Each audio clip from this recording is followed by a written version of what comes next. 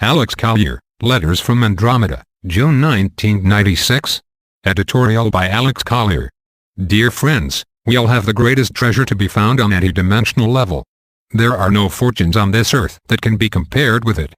The gift responds to all and any vibrations that you can create. It is the gift that each one of us was given at the creation. That gift is the breath of spirit, our connection to eternity. The breath of the isness is to create ourselves. I would like all of you to know that change is imminent. What those changes are we can create, or uncreate. Disaster does not have to occur. We do not have to self-fulfill an ancient prophecy or belief system, but we must take self-responsibility for the change and the creation of ourselves. Friends, the Andromedans have said that everything in our world and the rest of the universe is a belief system. What we see around us is here because we believe we need it here. And, outside of the manipulation of some of the ETs that have been violating our free will space, our world and the problems it has are the result of our actions as a race. Real love for self creates trust and knowledge. Trust and knowledge dispels fear, and where fear does not live inside a soul, there's no longer a need to build a self-imposed prison inside one's own heart. Our spirit is free to express itself and to create unconditional responsibility. There is no real division, I'm told by Vasais, between spirit and matter. All things of matter respond to spirit, and all spirit responds to matter. We are all here on earth to build our character, and it is the way that we face our problems that creates our character. That develops who and what we are and builds what is inside us, and that is spirit. The seed is always true to its type, Morine once told me. Our spirits grows through kindness, toleration, sympathy, love, and service to others. We are all spiritual beings, and soon all of us will face the responsibility of this fact. Our experiences are part of our evolution and creation. The truth regarding our spirit selves is intended to free our planet and its races, by teaching us to free ourselves. It appears to be a slow process at times, because it's one mind at a time, but the Andromedans have said that mass conversion always fails because they violate free will by using hypnotic technology. I would like to close my comments to you with a quote from Morine, on leadership, which was published in the first newsletter. It's so important that I will be going back to it from time to time. They, the leaders, should thereby raise each of the governed to his or her own level, according to the principles of consistency, ed. Comment, consciousness, from beginning to end.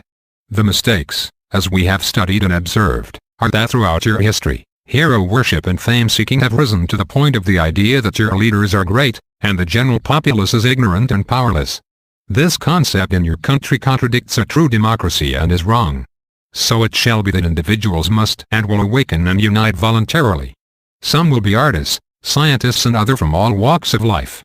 They will become teaching leaders of the people with whom they are working directly and will teach all men and women to be leaders. At the same time, it is important that those who support them also become leaders also. To be a leader in your world, we would only suggest that the requirement be simple and evolve from the real essence of mankind. Leaders should be in absolute faith of their humanhood, declaring always the greatness of God and self-responsibility. They must also put the right person in the right place and be courageous about it. The idea is to build long-term integrity in all aspects of life and leadership. Courage is indispensable to be a leader. Leadership is no place for cowardice. Building an honest and healthy race of human beings means producing a world of leaders of the true law of oneness. Development of faith, integrity, and character is both the starting point and the end result. This will make all people capable human beings. Being a leader is to help develop people, and to help people develop into self-responsibility. To be spiritually mature and free to cultivate voluntary introspection. Mankind can develop remarkably, even under adverse circumstances. When Earth awakens to her mission and towards her great objective, we have full faith that your all will be successful, and a source of great pride to us all. Friends, I cannot really express how much I love Morine and Vasais. They are my father, brother and friend. I only hope that what I share with you of my life and experiences with them give you some insight into who they are inside. They are leaders, and they are teaching myself and others to be leaders. That's just their way. Please, remember not to turn on each other. We are all we have. If we don't care for our own, no one will. I love you. Alex. Vasais on consciousness. The most necessary action now, for all of you who are aware, is to do what you are capable of to illuminate your denigrated societies. Consciousness is your scale. It always provides balance, which does not fail. It speaks to those and tells them what to do, and what not to do. To one or all beings who chose to be evolved. The administrators of your governments are responsible for professional order, not for your moral codes of order. The key to your happiness, Terrans, is in the hands of your own consciousness. We have perceived that you Terrans have arranged your lives not according to yourselves, but according to others. Your disappointments are due to this fact. This kind of conduct of yours is what is limiting your races. Each one of you is a free soul, a free consciousness. No one is the servant or a slave of anyone else, though the hidden ones would trick you to believe otherwise. Mutual respect is imperative for a healed planetary race. Help is being extended to you if you so want it. Because of our genetic lineage to your races. We would like to be with you during your difficult times. Today you are a planet and a race that destroys itself in ignorance. Your goal is to uncover the genuine human beings lost deep within yourselves. Always be at one with yourself. Versailles, June 5, 1996. Versailles on militant decision-making. We have been in communication with many races in discussions regarding militant decision-making. We all agree that conflict in the end serves one purpose, to create fear. And, this we know removes the original intent from creation. We are hopeful that sincerity will gain momentum. Versailles, June 5, 1996. The race of Greys called the Tao. The Tao are a small group of Greys that are responsible for many abductions/detentions. They have very little emotional development, but do possess very strong telepathic powers. These powers are often used to deceive and conceal their true motives and objectives. Their race is struggling to assure their own self-preservation but, as of yet, they have not met with any true success. Unable to attach a soul to their own hybrid bodies, they must strip off energy layers of abductees' soul bodies. This energy is then fed to infant hybrids in attempts to sustain their life. This same technology is also used to disembody, capture, and contain a soul for future use. They are clearly regressive in nature. The Tao have their heritage in the system of Zeta Reticuli, with their original place of origin being the star called M2, in Zeta Reticuli 2. Their home sun had burned out and their planet destroyed many thousands of years ago. The exact date hasn't been given yet. They were Reticulans originally, loving healers with tremendous skills in technology and analytical powers. Their cousins, the Zetas, who are still there, are very much the healers in the universe, especially on the 3rd and 4th density level. This group is said to be very gentle. However, this is no longer the case for the Tao. As a small group, the Tao ventured out on their own and were captured by the Orion group. Genetically altered many times through many generations, the Tao became the slaves and pirates in service to the reptilian species, specifically the Orions and the Draconans. The Tao were deliberately altered genetically so that they couldn't reproduce, ensuring they wouldn't rise up in force against their captors. This forces them to stay very much in the survival mode, making them much easier to control. They would like to be free, but instead have become wanderers. They are no longer Reticulans, nor honored in their home systems, because of their abuse of power, service to self, and the fact that they are now on the same side as their owners. They, like their owners, have left a wake of destruction and slavery in their path. Be very clear about this. The Tao are out for their own survival and will do anything to us, without compassion or understanding of what their actions will or have done to us.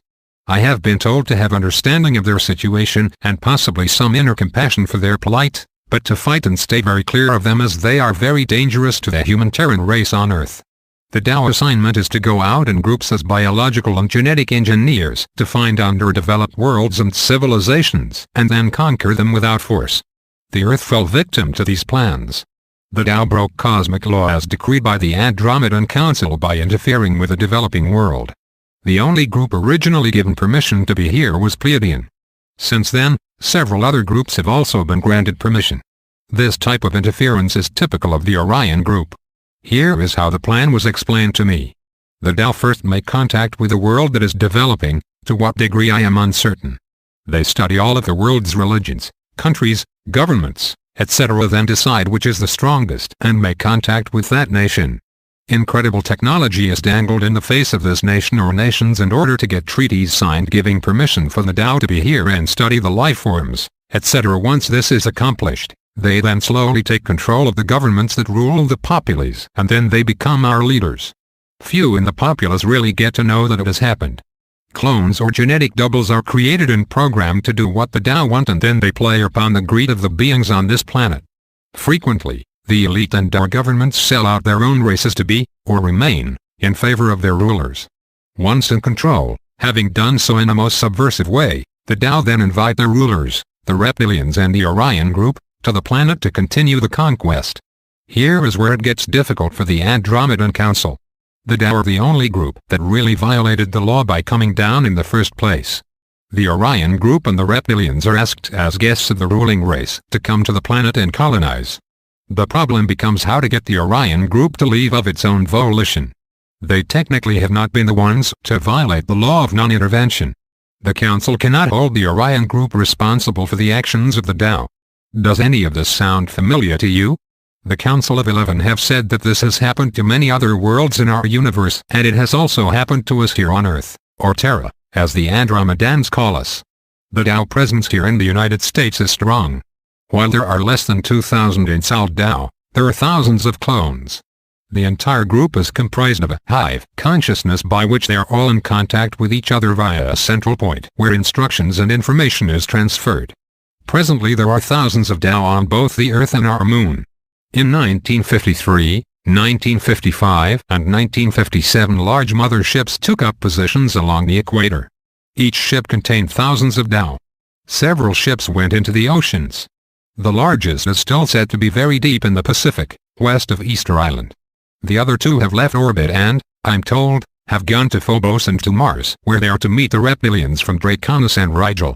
The Orion group, however, is still here and will be addressed in a future article. The Tao have also come here with their own agenda, a survival mission to find a home and a way to save their own race from extinction by interbreeding with us, without our consent or real knowledge.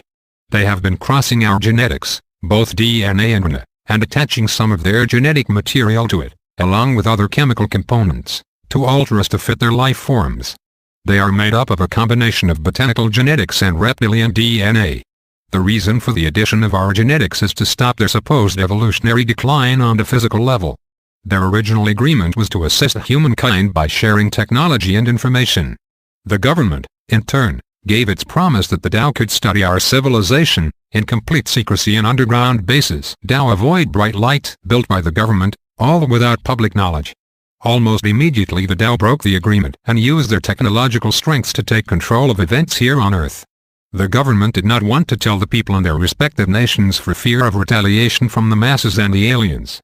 Out of desperation, the secret government started to experiment with time travel, that is the Montauk projects, to send people into the future to find and acquire future technology to bring back here to our present that we could use against our conquerors now in the present.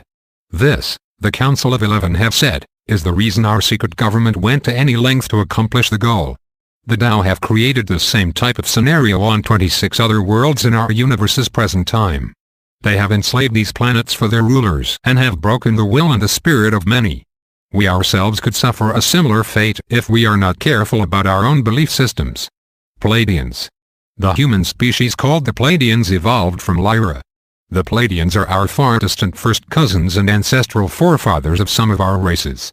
It has been said that the Pleiadians as we know them were Lyrans who migrated from Lyra in large space stations or arcs exploring young star systems seeking the potential for stable longevity.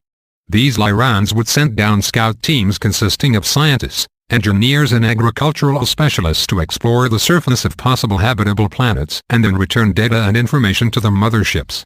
Each planet was explored and based upon its unique nature, would be developed for colonies that were then sent down for settlement. Some these first Lyrans colonized our Earth for a time, while a larger group of Lyrans eventually found the Seven Sisters and other star systems during the Orion Wars. It should be noted that through the development of effective weapons of war, this helped sustain them through the Orion Wars and beyond. So as you can see, the Pleiadians are very interested in our world and our races here. They have been visiting Earth for at least 79,743 years, establishing and maintaining many large settlements. They have come and gone throughout our planet's history. We are very similar to them in many ways, however, they are emotionally and spiritually more evolved than us at this time. They too have gone through their growing pains, as we are experiencing right now. They have and continue to make attempts to share with us the benefits of their experience so we ourselves don't have to experience the same kinds of setbacks and possible destructions. At present, not enough of us are listening. The Pleiades is an open star cluster consisting of 254 stars and many times that in planetary bodies. Many of the stars are very young. The Pleiades is located in the constellation of Taurus. The Pleiadian and Earth alphabets are both very similar. This was noted about 11,157 years ago. The script form was developed here on Earth and carried back to the Seven Sisters. The original script form is the parent of most of our present-day alphabets. All of Earth's languages are derived from an ancient pre-Sumerian language called Tamil, which was spoken in Lyra and later in the Pleiades. 3 of the Pleiadian star systems have human life as we know it, with the most advanced system being Dan above Takeda. Another system is Taro, which circles Alcyone. Most of the Pleiadians look like us in size and stature, build, color of hair, etc. They are also very affluent and articulate when speaking any of our languages, or discussing our sciences, history, and so forth. We have inherited our aggressiveness towards each other from them. Their lifespans far exceed our own by at least 10 times our norm.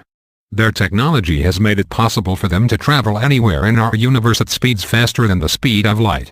They are capable of using our oceans for undersea operations. They are very concerned about our current misuse of our sciences along with our complete loss of our spiritual center and harmony with our sciences. They have no use for money, politics or religions, clearly stating that the later two, politics and religions, are really the same. The Pleiadians are worried that, as other benevolent races visit, we will destroy our planet and ourselves and expose their failure to help create a conscious shift. The Pleiadians, like other groups, have left descendants on the Earth in the past. They have said they are willing to help us but not to the point of changing our own evolution and then therefore becoming responsible for us as a race. They say that we create our own future as we go and so we need to take responsibility in correcting our own mistakes ourselves or suffer because of them. Soldiers of the Awakening, a poem.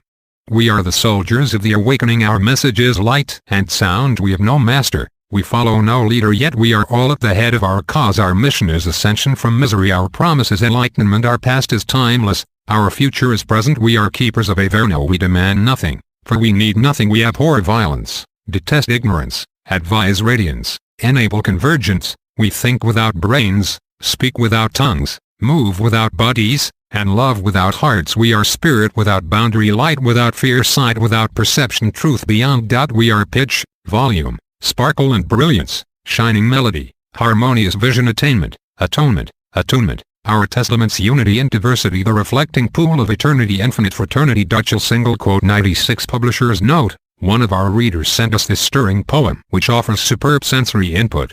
I believe you will enjoy Dutchel's gracious offering as much as we did. DKR. Fifth density, starting over. All of us, regardless of our form and dimensional growth, live in a boundless, mysterious bounded consciousness. And it does appear that all things seem to evolve and revolve in cycles. Those cycles are periods in which perspectives or motions are repeated. Some of these cycles occur in time and space as you know them, and some do not. All changes occur and recur within the eternal flow. Now, after the blindness of the last 5,725 years, you on your Terra are about to regain yourselves. It is and will be such an unprecedented change that it will be, for many, very difficult to grasp their own potential. It is a turning point on your world, which none of your planet's forefathers were privileged to experience. This drama that we all have created is evolving all selves in a very unique way. And, regardless of where one is in conscious reality, we are all participants. We are all experiencing change. For those choosing to remain unaware, they, without realizing, shall be at a loss to know how to interrupt the momentous happenings in our densities. In your times now, remember that as reconstruction advances, destruction also increases. In any drama there are tyrant characters and virtuous ones. And nearly always the virtuous ones are harassed and tormented by the tyrants. The dream or drama ends with the virtuous victorious. This is ordained in the drama taking place in our galaxy. The present changes are at present on an inconceivable magnitude. If you Terrans but will be intelligent observers as well as participants, your appreciation of this occurrence will be proportioned to your awareness and capacity to understand. As the light and sound frequency advances and the spirit of self increases, sickness and purification will also. Many changes are going to test your strengths, until your races experience a time of humility. In simple speaking, our members of the council may play the part of onlookers in scenes of war. But in the scenes of sickness they will have an active role. To play a role in serving our humanity is far superior that to play in the scenes of violence or destruction. The laws of physicality stress that we at time live our lives constructively. We too are in a dawn, but at a very different place of awareness than you are. What we at present precept is regarding the new density as it advances toward us and you the spirit of self becomes more intense, the release of judgment will increase correspondingly. The purifying frequency of this new density is very strong. Also, according to laws of physicality, those dressed in physical form that are clouded by withheld love will find it difficult to endure the new frequencies. Only those sufficiently cleared may service the remainder of the physical journey into fifth density. Some members of my own race may be at difficulty during this time. Therefore, all must in self endeavor to be prepared spiritually and physically if we are to pass through the scales of frequencies into the next beginning with comparative ease. Your world religions will refer to this as a judgment. This is not altogether true. It's a clearing of old thought creation forms. It's a starting over, not a judgment. Your planet Alex is also on stage. Those of you that chose to endure are enacting an original performance. The conflict between the polarities is developing in a very complicated manner. There are more negatively charged personalities than positively charged at this moment. It is not creeds that will heal your race, but consciousness and love. Creeds are doctrines and precepts. They cannot save your humanity, Alex. Since your ancient times nearly all religions have had their creeds, some of them well considered and elaborate. We ask you, have they succeeded in perfecting your world? Your holy book is a code of morals and standards to live by. Religions should teach the miracle of the universe, which cannot be explained by mere logic. We perceive that for your Terran religions to be valid, they should teach to all the tangible use of spirit and self. And the more miracles, as your race calls them, are in evidence, the more valid it may be considered. It should not be based on past history, or ancient creeds, but only in the present and its ability to heal lives and foster the spreading of wisdom and common sense. Marani, February 25, 1995. The race from Alpha Draconis. The Draconis race is probably the most misunderstood. I have witnessed a deep respect for this race, which is generated out of admiration and fear. The Draconans are the oldest reptilian race in our universe. Their forefathers, somewhere in our most ancient past, came to our universe from another separate universe and our reality. When this actually occurred no one really knows. The 11, Council of 11, have said that the Draconans themselves aren't clear how or when they themselves got here, but what is interesting is that they declare and teach to the masses that they were in this universe first, before humans beings, and that they are the true heirs to this universe and, as such, are all royalty. Most, if not all, human races don't recognize this claim as truth, but, nonetheless, they don't debate the issue with them either. Alpha Draconans have colonized many star systems and have created many races by genetically altering the life forms that they encountered. The most densely populated area of subraces of Draconans is the constellation of Orion, Rigel, and the star system known as Capella. Here lies a very dangerous part of the universe for human beings. The mindset or consciousness of the majority of the races in this region is service to self, and as such they are always subverting, invading and manipulating less advanced races using their technology for control and domination. This is a very old and ancient war with the peace that does exist, always being tested by these beings that believe that fear rules and love is weak, that the less fortunate are meant to be slaves. This belief system is created at birth in the reptilian races, as the mother, at the time of birth, will hide the young and then abandon them to fend for themselves. Most of the time they are cared for by the warrior class that uses the children for games of combat and amusements. They believe that in their ways that if the young ones survive they were meant to, and in the process they have had to fight all the way, and at a young age they are full warriors, used to depending on no one. Alpha Draconans are very suspicious of all life forms including their own, but not of course to the extent that they would be of humans. They are taught the Draconan history of the Great Galactic War.